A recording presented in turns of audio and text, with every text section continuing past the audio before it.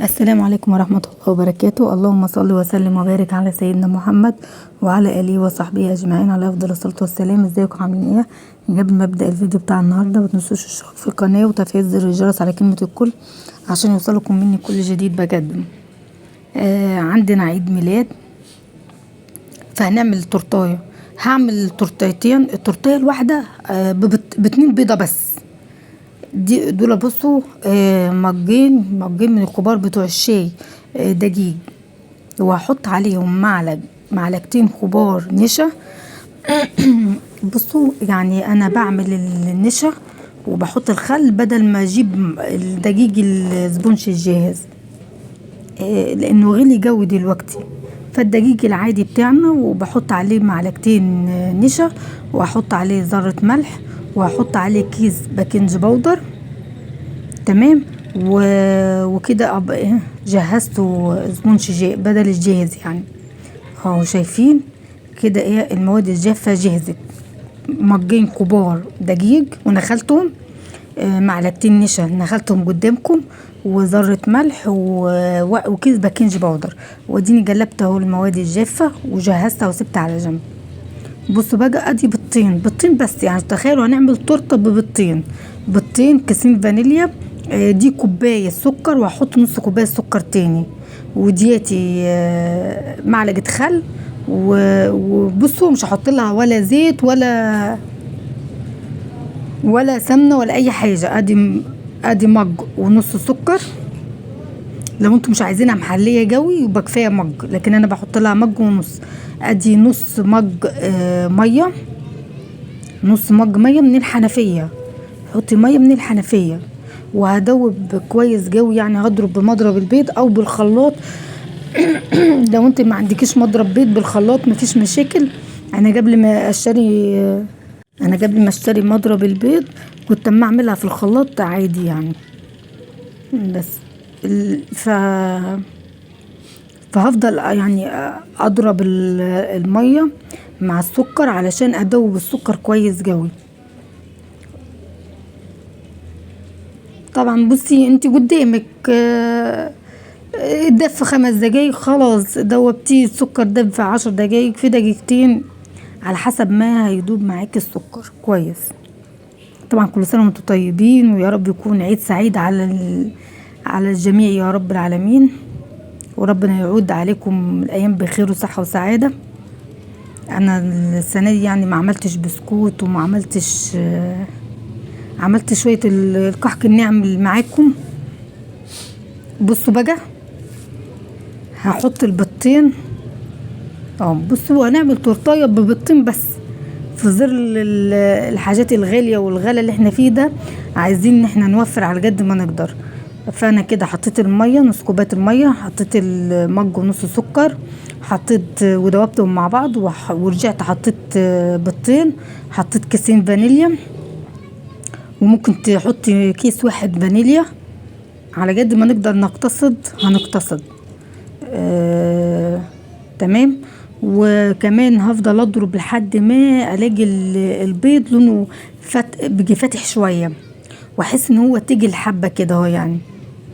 بس فهتضربي بقى يعني. بصي انا ضربت البيض مع الحاجات ديت السايله حوالي 10 دقايق.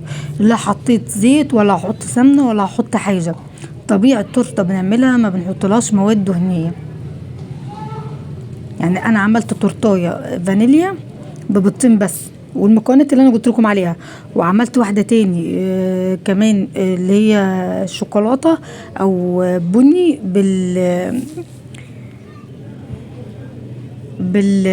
برضو ببيضتين بس. طبعا بصوا انا كنت حابه ان انا اشتري شوكولاته سما اللي انا بشتريها ديتي، لكن انا عشان كان ايام عيد والناس جافله فهقول لكم انا عملت بالكاكاو يعني. بس لما نيجي التورته شوكولاته، خلينا دلوقتي في التورته الفانيليا عشان ما نلخبطش الدنيا مع بعضيها. بس انا دلوقتي اهو ايه بظبط بضرب البيض مع الميه مع السكر مع الخل مع الفانيليا.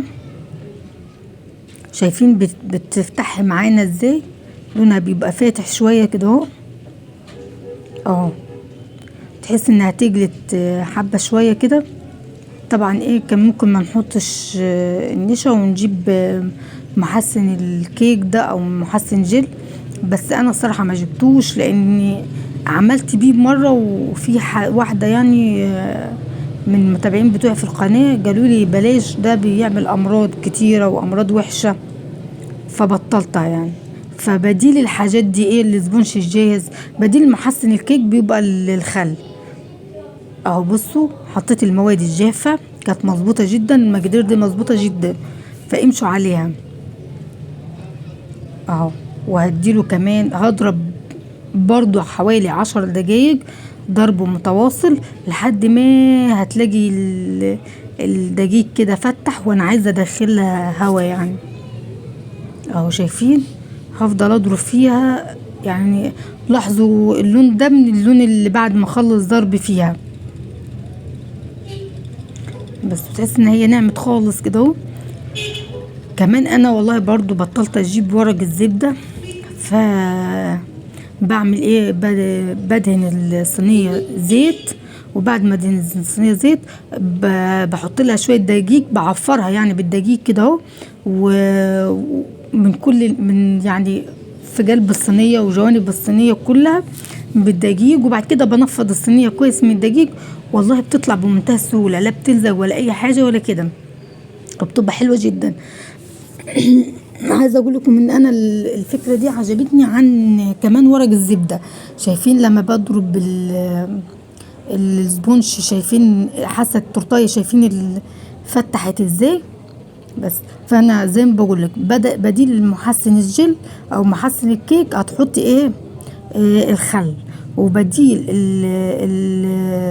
الدقيق الجاهز، دقيق الاسبونج او الدقيق الجاهز هنحط ايه معلقتين نشا كبار وذرة الملح، وهنحط والسكر طبعا بنحطه في البيض. ما الدقيق الجاهز بيبقى عبارة عن دقيق العادي بتاعنا، وبيحطوا له كمان سكر بودر، وبيحطوا له النشا وخلاص. فانت يعني خلاص الشري في البيت. هو غلي والله يا جماعة، بس انا يعني انا الطلبات ديت يعني جبتها كانوا عندي من قبل العيد، ف حتى عشان كده يعني. بصوا اهو شايفين تجلي ازاي يعني. لو مثلا الشوكولاته سامه انا بجيبها، احب اجيبها صراحه، دي لي فتره ما اشتريتهاش. لكن انا في التورته الفانيليا او تورته الشوكولاته بحب ان انا ما اضيفش الكاكاو الخام، احب ان انا اضيف ايه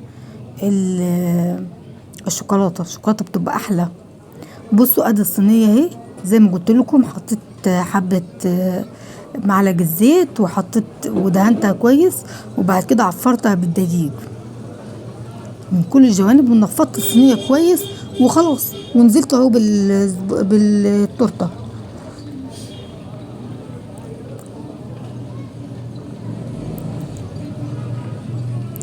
انا مولفه ان انا اعمل اعياد ميلاد لولادي يعني، بس بعمل ايه ما بعزمش حد الصراحه يعني. حتى لما كانت يعني الدنيا مش غاليه زي كده، كانت بتبقى مقتصره ان انا اعمل مثلا انا وولادي وجوزي وخلاص. فما بعزمش حد. ممكن الاهل اللي هم قريبين ليا قوي ان انا ابعت لهم. بصوا اهو دي هعمل التورتيه التانية دي، خلاص دخلتها الفرن الاولانيه. بصوا كوبايتين برضو كبار دقيق، معلقتين نشا واديني بنخلهم، معلقتين كبار نشا بنخلهم، وهحط معلقتين كبار كاكاو خام،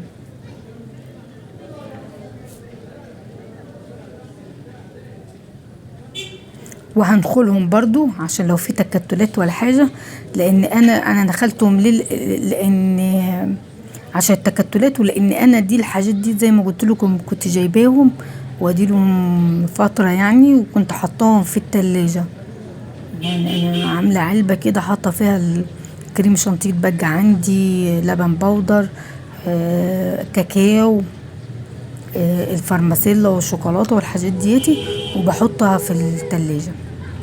كمان هنا هحط اذا حطيت ذرة ملح اهو، وهحط الباكنج باودر. خلي بالكم انا هنا نخلت الباكنج الباودر في الصينية التانية ما نخلتهاش، بس هو الافضل انتوا تنخلوه، يعني تنخلوا كل حاجة. كمان نخلت الدقيق بس صراحة خد وقت، لان الصفاية اللي بنخل فيها صغيرة فبتاخد وقت. بصوا دي العلبة اللي هي مكان الدقيق اللي عملته، فهعمل فيها برضو الشوكولاتة مكان ما عملت البيضة يعني الفانيليا، فهعمل فيها شوكولاتة. حطيت برضو كوباية ونص دقيق، كوباية ونص سكر زي بعض يا جماعة، كوباية ونص سكر او مج ونص سكر، لكن الدقيق نص مج مية من الحنفية عادي، وهقلب لحد ما برضو يدوب معايا السكر. لكن الدقيق يا جماعة حطيت مج يعني كوبايتين او مجين كبار، مش المج اللي بحط بيه السكر ده، خلي بالكم صغير مش كبير اهو. بصوا برضو هفضل اضرب لحد ما ادوب ايه السكر معايا. في نفس العلبة اللي عملت فيها الاسبونج الفانيليا او تورته الفانيليا هعمل برضو الشوكولاته. بصوا ادي البيضتين اهو، شايفين ادي البيضتين. على فكره عايزه اقول لكم على حاجه، هنا انا كنت بزعق في بنتي، يا بنتي تعالي ساعديني، وهي ولا دماغ. هنا كمان حطيت الكيسين الفانيليا، فكنت بزعق فيها في حته من القشر البيض وجع مني في القلب. معلقه خل، انا حطيت طبعا الخل كده من غير معلقه ولا حاجه.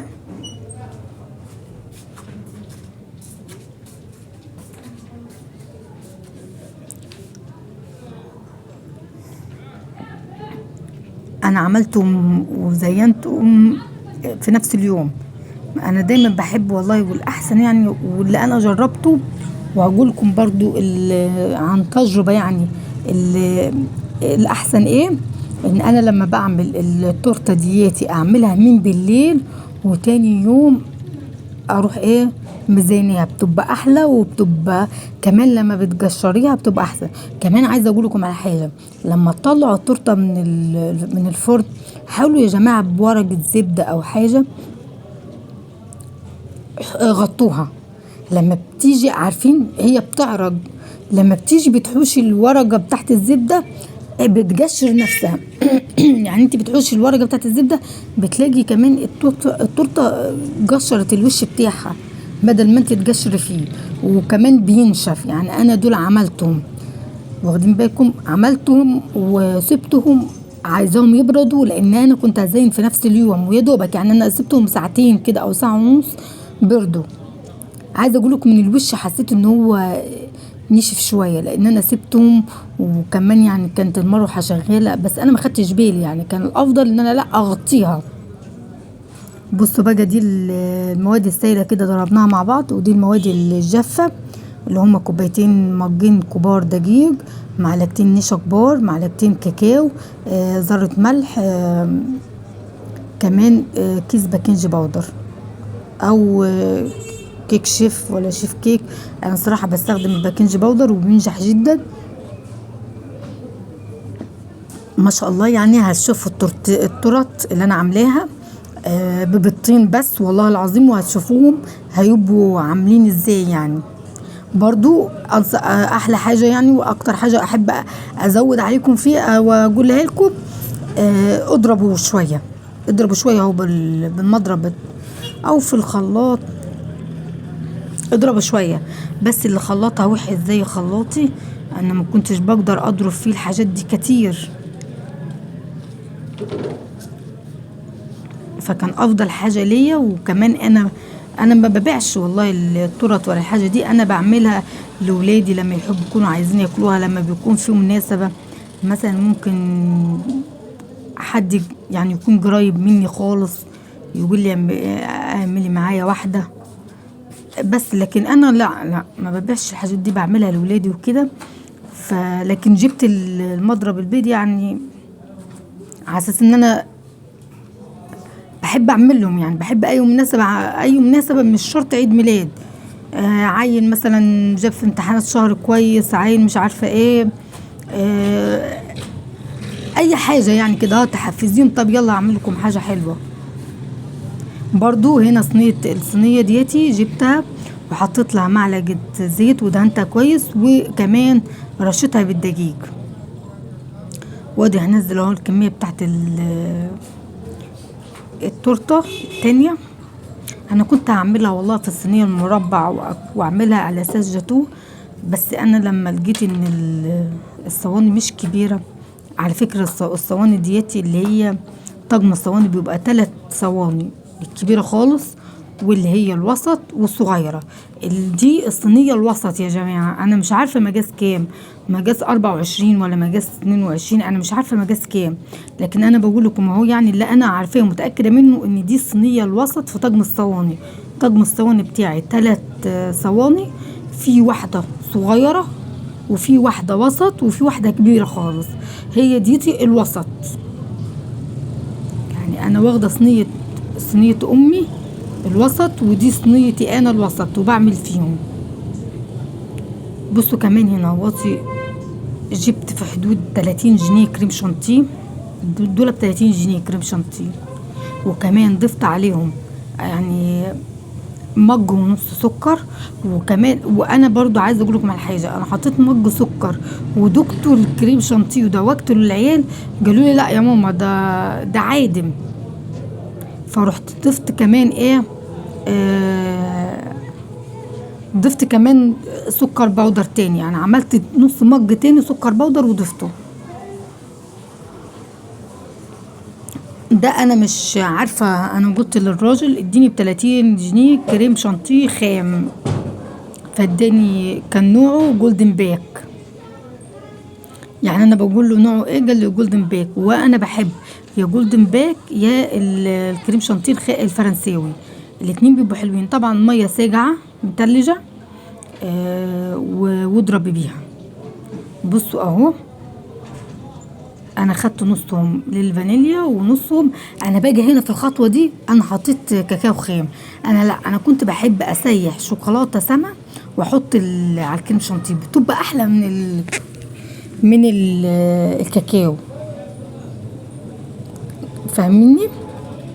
يعني لا، انا لما بتبقى العلبه مكسوره بيطلع منها الكريم شانتيه، لا انا كنت بحب بدل ما احط الكاكاو لا احط ايه، شوكولاته سما، كان بيخلي الكريم شانتيه تحفه. وبالمبشره اصغر حته في المبشره، وكنت ابشر شوكولاته سما واحط عليها. بصوا بقى هنا انا حطيت 3 كوبايات الا ربع سكر عشان هعمل الشربات بتاع البسبوسه، وحطيت ادي كوبايه ميه، وادي التانية وادي التالتة، وكمان حطيت نص كوبايه. بصوا بقى حطيت 3 كوبايات الا ربع سكر، و3 كوبايات ونص ميه. زودت شويه في الشربات علشان خاطر هسقي بيه التورت اللي انا عاملاها. هنا بصوا ادي برطمان البسبوسه، هحط 3 معالق سمنه. السمنه دي يا جماعه انا جدحاها بزبده فلاحي، هي مش زبده فلاحي صافي، لا هي الصراحه مخلطه زبده فلاحي على السمنه الهولندي بتاعتنا. بصوا بقى هفضل كده اجلب فيها لحد ما اعمل دمج للبسبوسه والسمنه، تبقى عامله كده زي الرمله المبلوله كده. الزبده كانت بدرجه حراره المطبخ. كمان انا عملت لهم صينيه كيكه بالبرتقال، انا عملت لهم صينيه كيكه بالبرتقال، ما اكدبش عليكم صينيه الكيكه بالبرتقال ديتي ما حدش كلها، دي قعدت لتاني يوم، والجاتوهات قعد منها تاني يوم، يعني فطروا بيها تاني يوم. عملت لهم شاي بلبن، كان ايام العيد، كان تاني يوم العيد الكلام ده، تالت يوم العيد ان شاء الله كان فطروا بالكيكه بالبرتقال. لكن انا لما عملت التورت والبسبوسه ده كان تاني يوم العيد.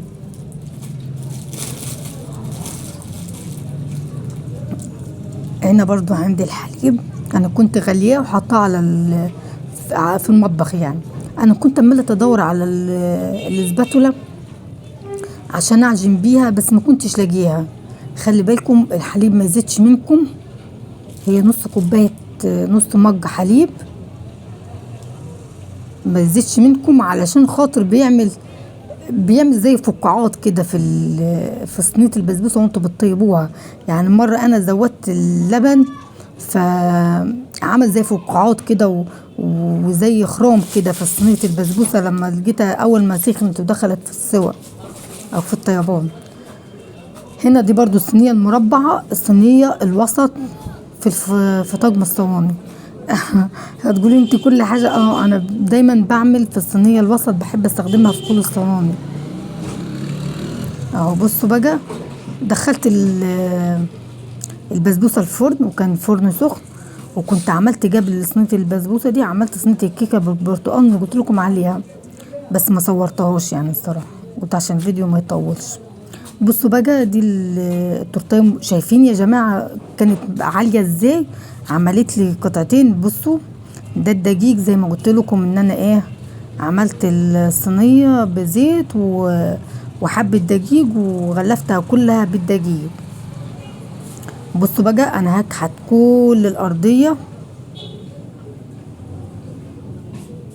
طبعا سبتها لما بردت، قعدت من حوالي ساعه ونص لساعتين، بس المكان كان يعني مهوى قوي، يعني كانت التهويه بتاعته كويسه، علشان كده ما طولتش يعني بردت ساعتين، ساعه ونص يعني. بصوا انا عملتهم اول حاجه التورتيتين دول ودخلوا الفرن مع بعض، وبعد كده رحت عملت الكيكه بالبرتقال بعد ما طلعوا، وبعدين رحت عامله الشربات وعملت البسبوسه. لا بس اقول لكم على حاجه، يعني انا برضو في فاصل في النص جهزت فيه الغدا واتغدينا، بعدين قمت عملت البسبوسه وعملت وبدأت بقى ازين. اهو بصوا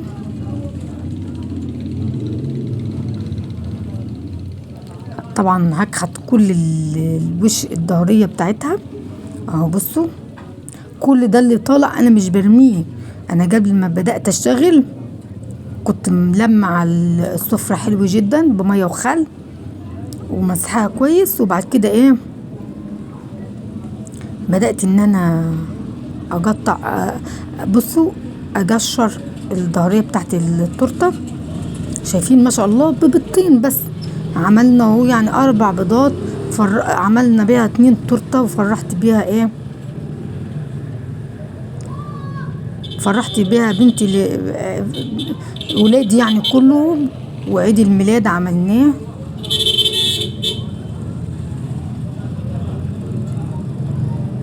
بصوا بعد كده جبت السرفيس، ودي دهنت، ودي الشربات بتاع البسبوسه اللي انا قلت لكم زودت، وادي الكريم شانتيه انا كنت حاطه له حبه كاكاو بس ما زودتش، لكن انا افضل ان كنتوا لا لو عندكم شوكولاته سيحوا شويه شوكولاته وحطوها على الكريم شانتيه،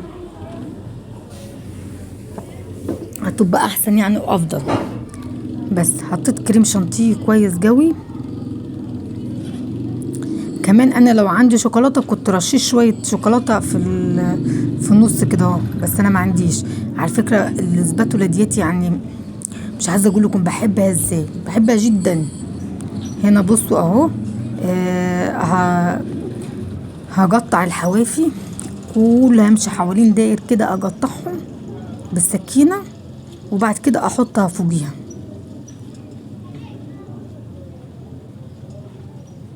بصوا بقى انا جبت المنشار اللي هو بيقطع التورته، هبقى اوريهولكم في فيديو بس يا رب افتكر. وجبت السكينه الكبيره، والله يا جماعه السكينه الكبيره ديتي تحفه تحفه تحفه، انك انت تقطع التورته نصين. لا لو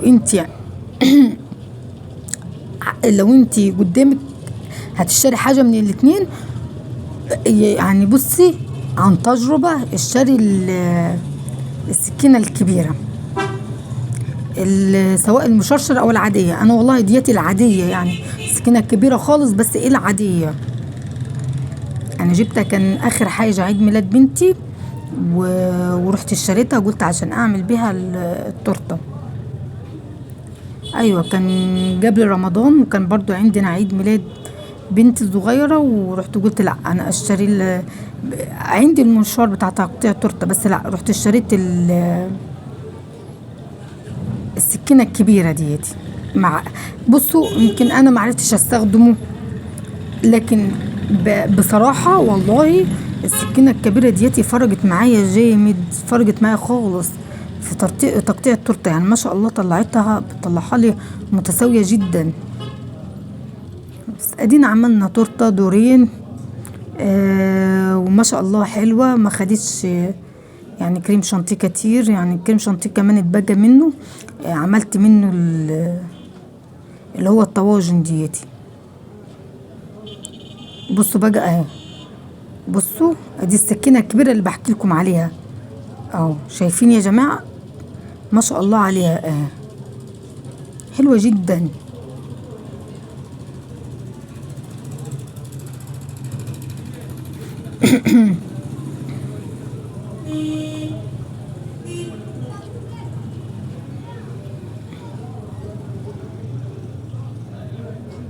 اهي انقطعت معايا زي الفل. ادي التورتيه التانية بالبطين برضو، دي عملناها بطين ودي عملناها بطين. لو انا او انت لما تعملي اول ما تطلع من الفرن غطيها بورق الزبده، هتطلع معاك ورقه الزبده وهتشيل الوش دواتي. طبعا انا عملتها وزينتها، وادي البسبوسه طلعت.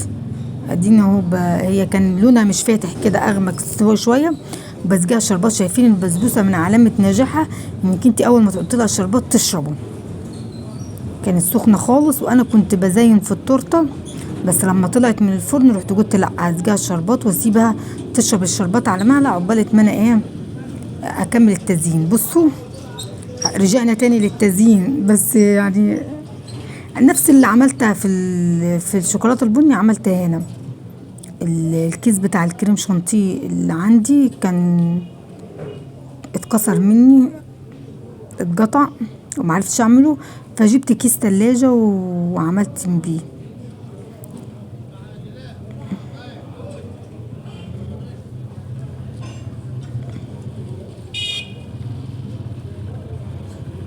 طبعا ما كانش عندي شوكولاته وحاجات كتيره كان انا استغلها في التزيين وكده، بس مش مشكله، ادينا عملنا وفرحنا العيال.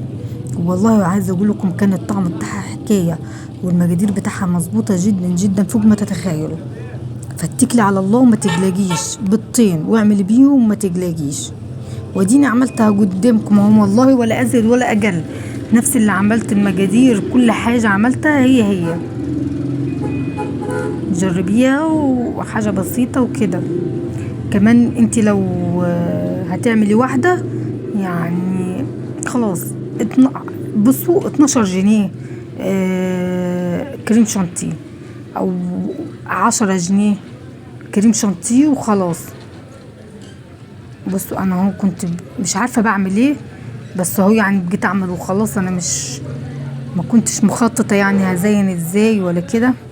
صراحه لما بيبقى عندي شوكولاته سما، سواء السمره والبيضه وشوكولاته شيبسي، وبابا مثلا ببشر شوكولاته سما واعملها وبسيح على البوتاجاز بشويه لبن وحته سمنه او زبده، بيبقى بصوا بيديني افكار كتير للتزيين.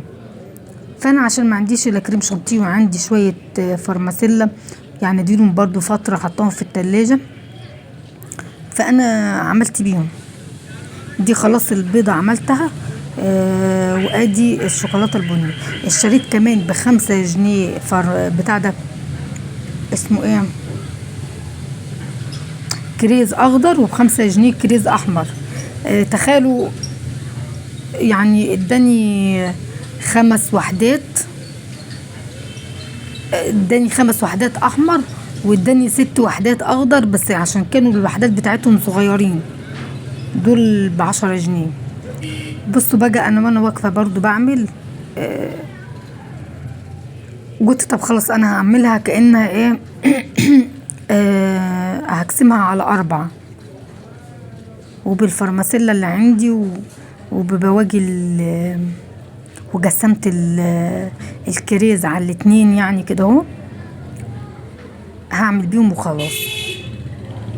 بصوا كل اللي خلي بالكم الصواني دياتي اللي عندها السكينه والمعلقه، انا دولاماتي كنت حاطه فيهم بواجي الكيك لما قطعت منهم الاطراف، لما قشرت كله ده مش برميه. بصوا ادي الكريز، يعني كنت بقطع الكريز على كذا حته، مش بقسمها نصين بس، لا على كذا حته، عايزه ازين وهم كانوا قليلين، فكنت بقطع على حتت صغيره وازين بيها.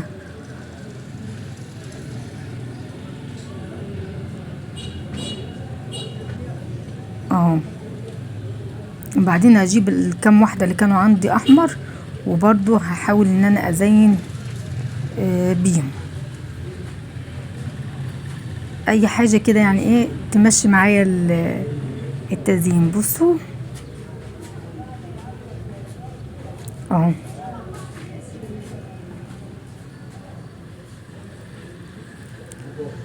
انا بقطع في الكريس، خلي بالكم كل ده بحاول ان انا ايه اقطع الواحده على كذا حته علشان يقضي يعني.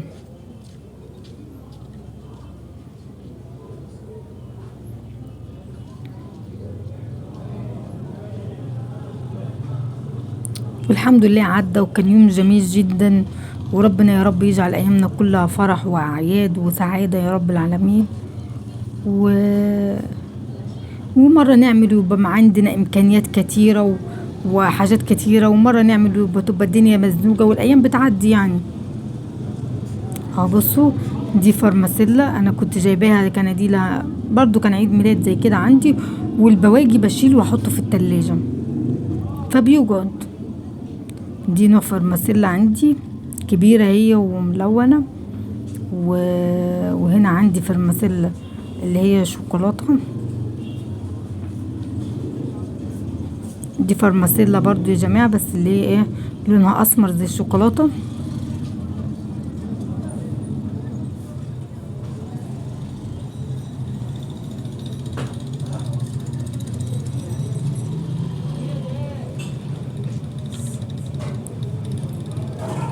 اهم حاجة ايه ان انتي تسجعيها كويس التورته قبل ما تقدميها وتعملي الحفلة بتاعتك او كده او هتاكليها تبقى ساجعة حلوة. كل ما تبقى ساجعة كل ما بتديكي طعم والكريم شانتيه بيبقى احلى فيها. بصوا ده نوع فرماسيلا اللي هو الالوان برضو بس صغيرة خالص، عاملة زي الخرز الصغيرة خالص. بس انا كده ما عنديش حاجة تاني يعني، فرحت الباقية دي رحت عملتها ايه، عملتها بكريم شانتيه كده اهو. قلت برضو هتبقى اي حاجة وخلاص، المهم نملى الخانة دي الفاضية.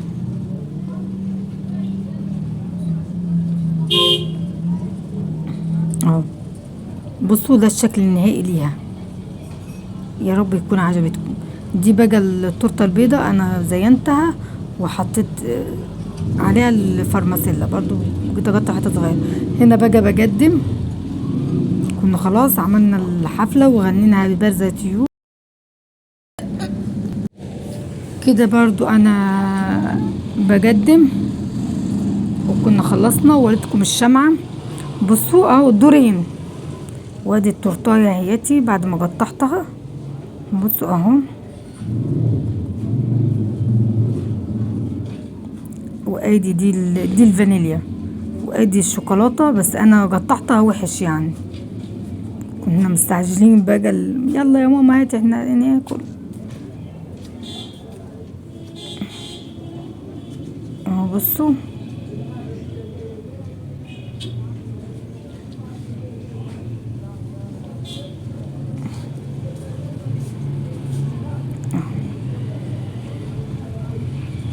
المفروض تبقى تحت، بس انا ايه زي ما قلت لكم فشكلت مني خالص، بس لكن هوريكم. بصوا شايفين اهو.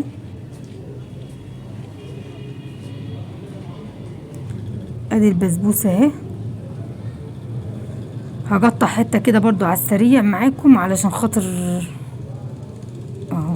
وادي من تحت، وادي شايفين طريه جدا. انا باكل اهو، شايفين طريه طعمها حلو جدا. دي الكيكه بالبرتقال عملتها، بقول زي ما قلت لكم فطروا منها تاني يوم. دي البواجي الكيك، شايفين الفانيليا والشوكولاته الحتت اللي اتبقت منها مش برميها، بحطها لهم كده اهو وزينها وشويه كريم شانتيه وكده خلاص.